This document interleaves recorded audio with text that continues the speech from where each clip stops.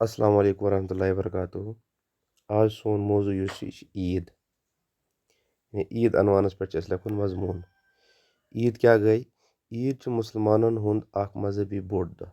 क्या मुसलमानन हुंद अख मजहबी बोड़ दह।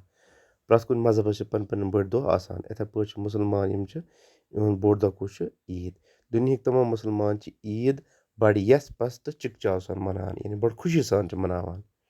चिकचाव गो बड़ खुशी सान मनावान। यह दह सरसी आलमस बापत खुशी तो शादमानी हंस शिश हेत यवान। खुशी हंस शादमानी गई खुशी खुशी हंस शिश हेत यवान। मुसलमान अत दहस पे नव पलो पोशाक लगित ईदगाह नमाज पढ़ने गसान। कोत गसान? ईदगाह गसान नमाज पढ़ने। अकिस वरियस मज ज ईद मनाने यवान। कच ईद? ज ईद यवान मनाना।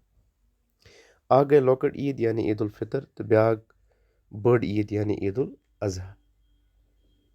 लॉकट ईद माह रमजान पत शवाल की गोडनिक तारीख मनाने यवान। यानी ईद उल फितर लॉकट ईद यह रमजान खत्म गसान माह शवाल यवान तम की गोडनिक तारीख मनाने यवान।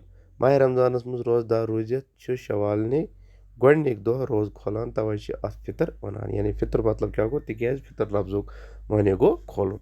दुयम ईद गई बड़ ईद, अत ईद कुर्बान वनान। ईद कुर्बान वनान यानी इन वाजि ईद ब्रोह। यह ईद जिल हज कि 10 तारीख मनाने यवान। जिल हज ये हज करान मक्का शरीफ हज करने गसान 10 तारीख। यह अमे दह मनान। अत दहस पे मुसलमान जानवर कुर्बान करान, यानी अत पे कुर्बानी करान। यह ईद 2 दोहन रोजान। कच दोहन? 2 दोहन रोजान। बज ईज हुंद बोड़ दह हजरत इब्राहिम अलैहिस्सलाम सद अजीम कुर्बानी याद पावान। यानी हजरत इब्राहिम अलैहिस्सलाम तो हजरत इस्माइल अलैहिस्सलाम सज अजीम कुर्बानी तमो दित्मत सह याद पावान।